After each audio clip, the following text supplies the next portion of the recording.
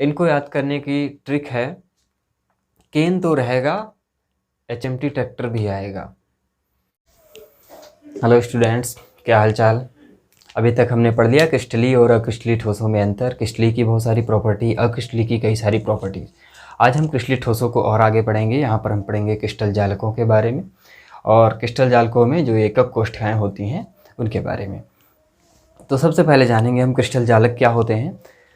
हमने सीख लिया है क्रिस्टलीय ठोस होते हैं, उनमें अवयवी कणों का क्रम व्यवस्थित होता है, एक निश्चित क्रम में व्यवस्थित होते हैं। अगर हम देखें अवयवी कण, आप जानते हैं एटम, आयन या मॉलिक्यूल, अणु, परमाणु या आयन। ठोस में अणुओं से बना हो सकता है, परमाणुओं से, आयनों से। आप पिछली वाली वीडियो अगर नहीं देखी है तो आप देख लीजिए, उसमें ठोसों के प्रकार क्रिस्टलीय अक्रिस्टलीय में अंतर बताया गया है।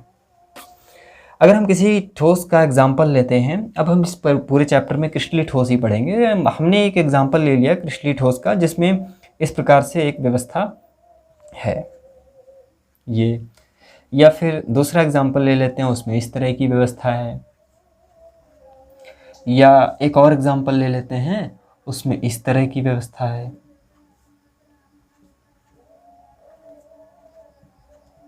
ये हमने अलग अलग तरह के एग्जाम्पल लिए हुए हैं। तो इन्हें देखने पर हमें एक निश्चित पैटर्न तो लग रहा है कि दो यहाँ हैं, फिर दो दूर दूर हैं, फिर दो पास पास हैं, एक निश्चित क्रम में व्यवस्थित हैं। ये ठोस के अवयवी कण हैं। अगर इन पॉइंट्स को, इन डॉट्स को कनेक्ट कर दिया जाए, आपस में कनेक्ट कर दिया जाए, तो हमें एक ज्योमेट्री, एक निश्चित शेप प्राप्त हो रहा है, निश्चित आकृति प्राप्त हो रही है।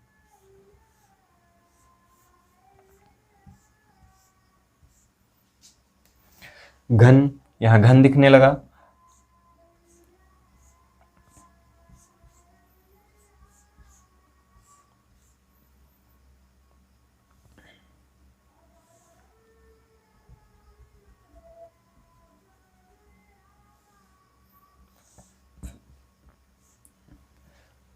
यहाँ पे हमें एक हेक्सागोनल स्ट्रक्चर दिख रहा है, षटकोणीय संरचना। तो ये अलग अलग ज्यामितियाँ हैं जो हमें प्राप्त हो रही हैं। तो जो ये अवयवी कण दिख रहे थे, इन अवयवी कणों को जालक बिंदु, और इस पूरी संरचना को, इस स्ट्रक्चर को जालक बोला जाता है। क्रिस्टल जालक, क्रिस्टल लैटिस। तो ये क्रिस्टल जालक हो गया, और ये जो पॉइंट हैं इनको लैटिस पॉइंट या जालक बिंदु, इनको बोला जाता है जालक बिंदु। ये जालक बिंदु क्या होते हैं? जालक बिंदु अवयवी कण ही होते हैं, अणु, परमाणु या आयन। तो जालक बिंदुओं को आपस में मिलाने से जो संरचना मिलती है वो क्रिस्टल जालक होता है।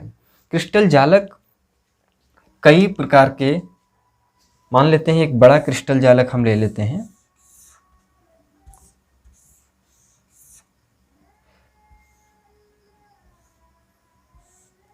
एक क्रिस्टल जालक है जिसकी ये संरचना है। अगर इसको हम डिवाइड करना स्टार्ट करें,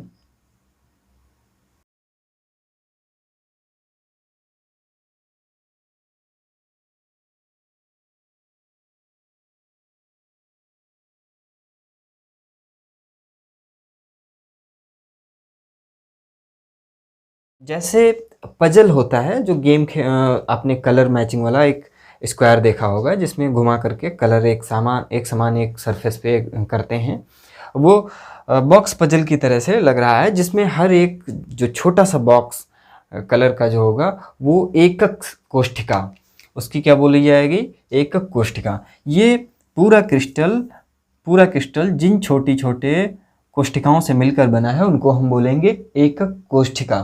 तो किसी भी क्रिस्टल जालक की इकाई जो होती है वो एकक कोष्ठिका होती है।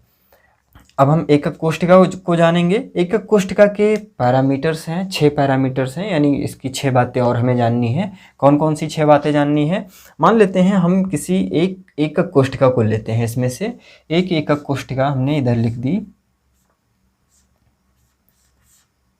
थोड़ा बड़ा बना देते हैं।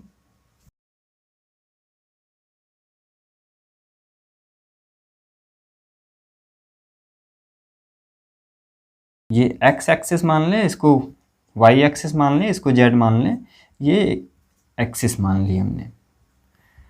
इस एकक कोष्ठिका में इस कॉर्नर पर हमें 3 कोर दिखाई दे रही हैं।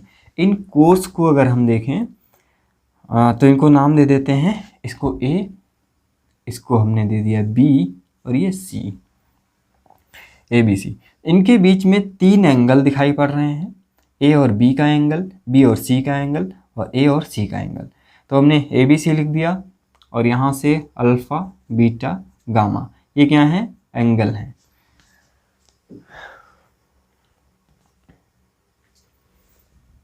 अल्फ़ा बीटा गामा 3 एंगल हैं और 3 कोर हैं इनकी। तो ये 6 पैरामीटर्स हैं। अल्फ़ा एंगल कौन सा होता है, अल्फ़ा एंगल जो होता है वो बी और सी के बीच का होता है। किसके बीच का, बी और सी के बीच का होता है।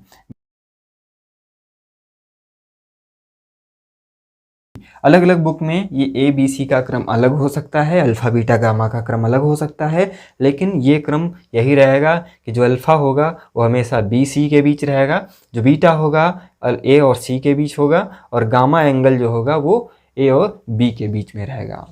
ठीक है, हमें याद रखना है ए बी सी जहाँ से जिधर से स्टार्ट करना है उसके थोड़ा आगे से अल्फ़ा बीटा गामा स्टार्ट करना है। चलो, तो ये 6 पैरामीटर्स हैं।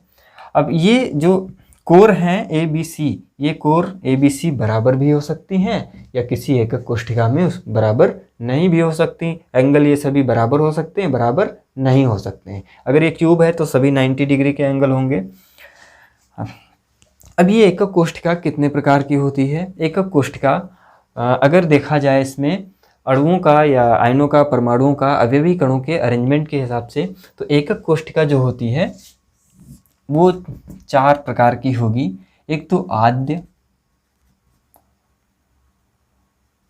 आद्य एकक कोष्ठिका, जिसको सिंपल क्यूबिक एससी बोलते हैं, सिंपल क्यूबिक। आद्य एकक कोष्ठिका कैसी होती है, आद्य एकक कोष्ठिका, ये हमने कोष्ठिका बनाई, इसमें अणुओं का अरेंजमेंट, परमाणुओं का या आयनों का अरेंजमेंट हमने बताया था कि इस तरीके से हुआ होगा, जिसमें लैटिस पॉइंट जो होंगे, जालक बिंदु, वो यहाँ पर होंगे। कितने जालक बिंदु हैं इसमें, 1 2 3 4 5 6 7 8, 8 जालक बिंदु हैं। तो ये आद्य सेल होती है, आद्य एकक कोष्ठिका होती है। दूसरी होती है बॉडी सेंटर्ड क्यूबिक सेल, या हम बोल सकते हैं काय केंद्रित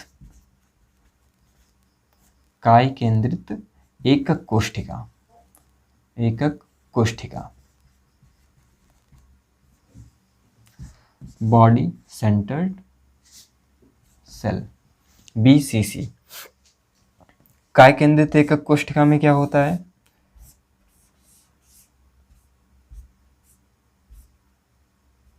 इसको आद्य को प्रिमिटिव या सिंपल क्यूबिक, साधारण एकक कोष्ठिका भी बोलते हैं। काय केंद्रित एकक कोष्ठिका क्या होती है, BCC, body centred cubic cell. यहाँ पे क्या होता है, इसमें जो लैटिस पॉइंट होते हैं 8 कोनों के अलावा,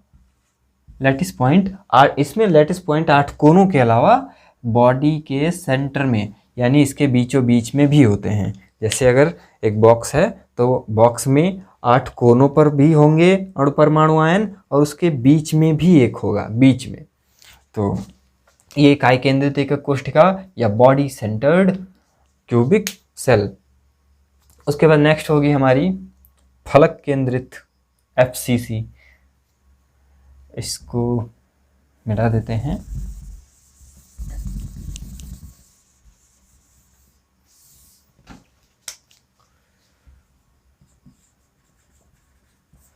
फलक केंद्रित,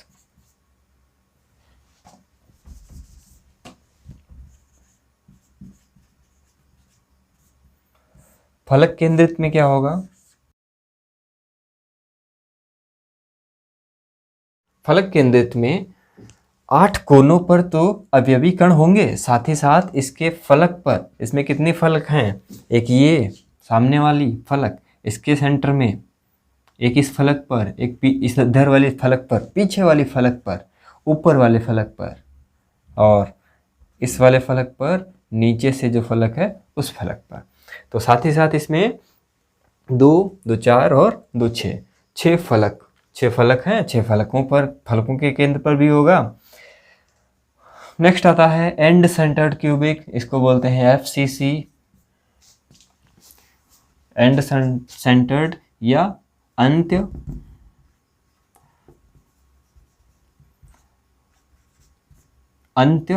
केंद्रित,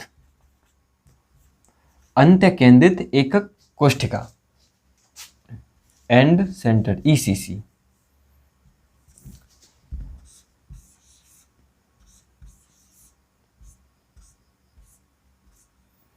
आठ कोनों पर तो होंगे ही होंगे, साथ ही साथ किन्हीं भी दो सरफेस, आमने सामने की दो सरफेस पर भी होंगे। ऊपर नीचे की सरफेस ले लेते हैं, ये आमने सामने की, तो ये हमारे 4 प्रकार की एकक कोष्ठिकाएं हो जाएंगी।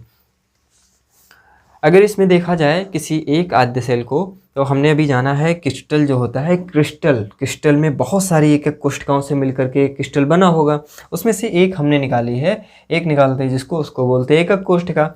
हमने आद्य एकक कोष्ठिका की बात करनी है, तो आद्य एकक कोष्ठिका में हर कोनों पर एक एटम है। अगर इसको देखा जाए, ये जो एटम रहे होंगे वो इस तरह से रहे होंगे, क्योंकि ये जो हम लाइनें बना रहे हैं ये तो इमेजिनरी हैं, उसमें लाइन थोड़ा ना होंगी। तो एटम अगर इस तरह से हैं,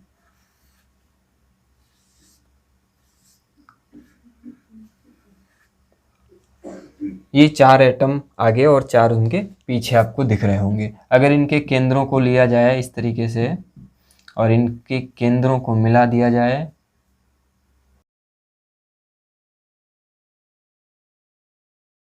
एक घन की संरचना बन गई। यानी इस तरीके से अगर इन कोने पर वाले जो एटम्स हैं, आयन या मॉलिक्यूल्स हैं, तो इनको अगर देखें तो इस बॉक्स के अंदर या इस क्यूब के अंदर इस एटम का या इस कण का कितना हिस्सा है, ध्यान से समझना। जैसे ईंटों का जो ढेर लगा होता है, चट्टा लगा होता है ईंटों का, तो उसमें हर एक ईंट का एक कोना कितने ईंटों से टच कर रहा होगा।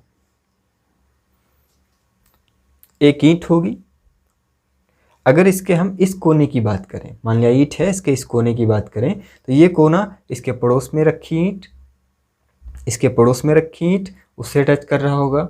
एक इस इधर से जो रखी उससे टच कर रहा होगा। 2, 1, 2, 3, और इसके पड़ोस में जो ऊपर रखी 4, इसके ऊपर जो रखी जाएगी 5, और इधर 6, 7 और ये खुद 8। यानी ध्यान से समझना, एक इमेजिन करो कि ईंटों का ढेर है, उसमें जो बीच में ईंट है, उस ईंट का एक कोना जो होगा वो कितने ईंटों से टच कर रहा होगा। तो आप देखेंगे कि एक कोना जो है वो 7 अन्य ईंटों से टच कर रहा है। ठीक वैसे ही जालक में अगर एक इकाई कोष्ठिका की बात करेंगे, तो उसमें एक कॉर्नर जो होगा, एक कॉर्नर एटम, वो कितनी जगह बटेगा, यानी यहाँ से इसमें कितना हिस्सा आएगा, बाकी 7 हिस्से इसके दूसरे एकक कोष्ठिकाओं में होंगे, एक हिस्सा इसमें होगा। मतलब इसमें टोटल इसके 8 हिस्से होंगे, उसमें से 1/8वां हिस्सा इसके अंदर आएगा, तो यानी 1/8 पार्ट इसके अंदर आएगा। तो जो आद्य एकक कोष्ठिका होती है, इसमें परमाणुओं की संख्या या कणों की संख्या कितनी होती है, तो निकालने के लिए हम क्या करेंगे, 1/8 है कहाँ, हर एक कॉर्नर पर। कितने कॉर्नर हैं, 8 कॉर्नर हैं, 8 कोने हैं, तो ये हो जाएगा हमारा 1। यानी इसमें कणों की संख्या या परमाणुओं की संख्या कितनी होती है आद्य एकक कोष्ठिका में, 1 होती है। इसमें अगर देखें तो वही चीज़ हर कोने पर हैं, तो हर कोने पर परमाणुओं का कितना भाग अंदर है, इसके 1/8 भाग अंदर है। कितने हैं, 8 हैं।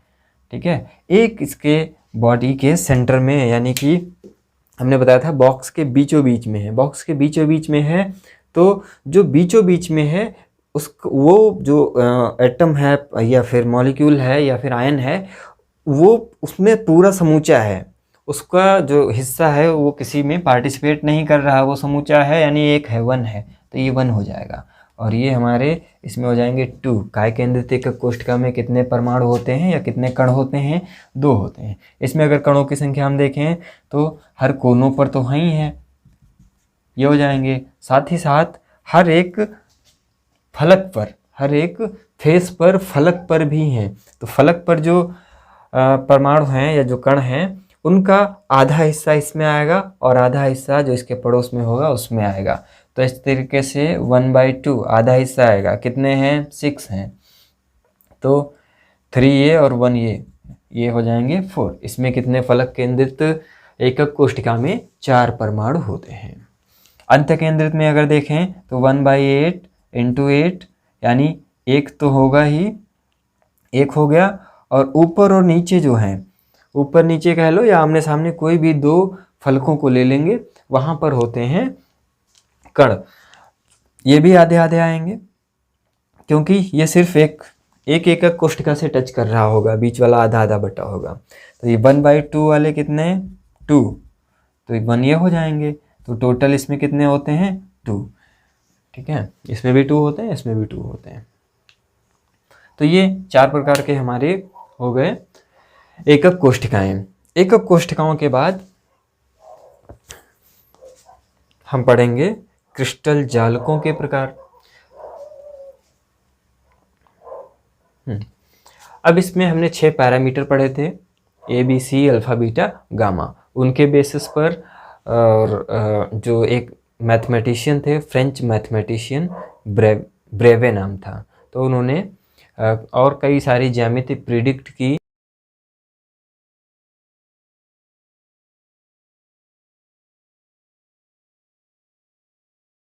फ्रेंच मैथमेटिशियन थे ब्रेवे। उन्होंने 7 प्रकार के क्रिस्टल तंत्रों से 14 प्रकार के एकक कोष्ठिकाओं को की ज्यामिति को बताया था, संभावनाएं प्रकट की थी। तो उनको हम ब्रेवियस लैटिस बोलते हैं, ब्रेवे जालक बोलते हैं। 7 प्रकार के क्रिस्टल तंत्र कौन कौन से हो सकते हैं, उनके शेप के बेस पर और उनके जो पैरामीटर्स हैं उनमें क्या संबंध होते हैं वो जानेंगे। तो हम जान लेते हैं क्रिस्टल तंत्र किस प्रकार का है। क्रिस्टल तंत्र एक टेबल बना लेते हैं जिसमें हम क्रिस्टल तंत्र और उनको साथ ही उनको याद करने की ट्रिक भी बता देंगे, जिससे ये सारी चीज़ें यहीं पर तैयार हो जाएंगी, तुम्हें पूरी टेबल तैयार हो जाएगी।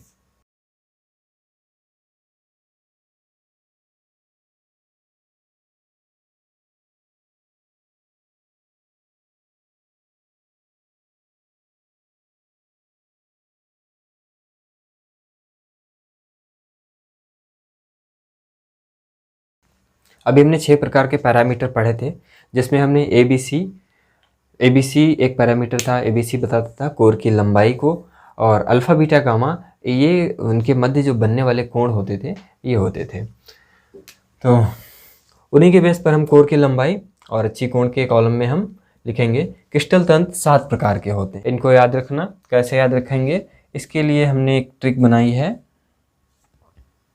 CTOR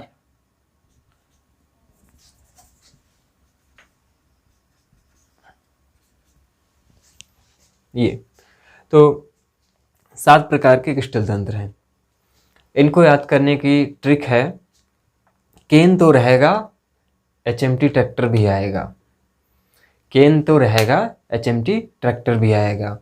केन मतलब शुगर केन, गन्ना। केन तो रहेगा, HMT ट्रैक्टर पुराना आता था पहले, गांव के लोग इसको चिमटी ट्रैक्टर बोलते हैं। अभी भी पुराने लोगों से पूछना तो वो HMT नहीं, चिमटी ट्रैक्टर बोलते हैं।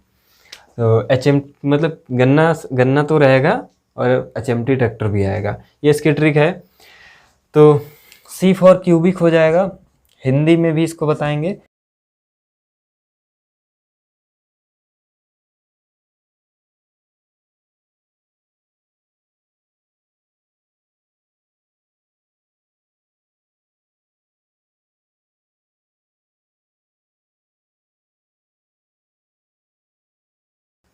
Cubic, trigonal, orthorhombic, rhombohedral, hexagonal और HMT मोनोक्लिनिक और ट्राइक्लिनिक।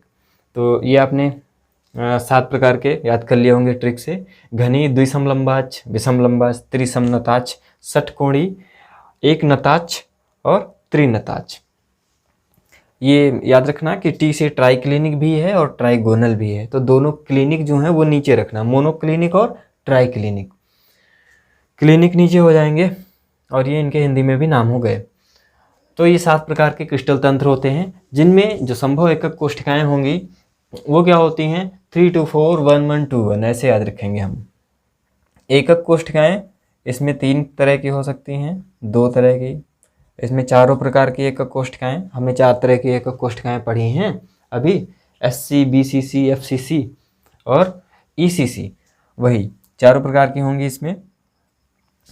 3 2 4 1 1 2 1, 3 2 4 1 1 यहाँ पे, और ये 2 1। इसमें 3 तरह की होंगी, तो शुरुआत में जो 3 हमने बताई वही 3 तरह की हो जाएंगी। कौन कौन सी, SC, BCC और FCC। प्रिमिटिव या SC, इसको हम आद्य एकक कोष्ठिका, फलक केंद्रित एकक कोष्ठिका और काय केंद्रित एकक कोष्ठिका, 3 तरह की हो जाएंगी। इसमें 2 हो जाएंगी, शुरुआत की दोनों ले लेंगे हम। कौन कौन सी, FCC और SC और BCC, इसमें 2 तरह की हो जाएंगी। ऑर्थोरोम्बिक में, इसमें यानी विषम लंबाच में चारों तरह की होंगी, SC, BCC, FCC और ECC। त्रिसमनताक्ष में इसमें सिर्फ आद्य एकक कोष्ठिका होगी, इसमें भी आद्य एकक कोष्ठिका। इसमें आद्य और 2 तरह की होंगी, शुरुआत वाली और आखिरी वाली, आद्य एकक कोष्ठिका और अंत्य एकक कोष्ठिका। इसमें आद्य एकक कोष्ठिका तो इतने प्रकार की ये होंगी। टोटल अगर इनको देखेंगे तो ये टोटल 14 आएगा, 14 आएगा, 3 2 5 4 9 10 11 13 और 1 14। ये 14 प्रकार के ब्रेवे जालक बोले जाते हैं, ब्रेवियस लैटिस। अब हम कोर की लंबाई को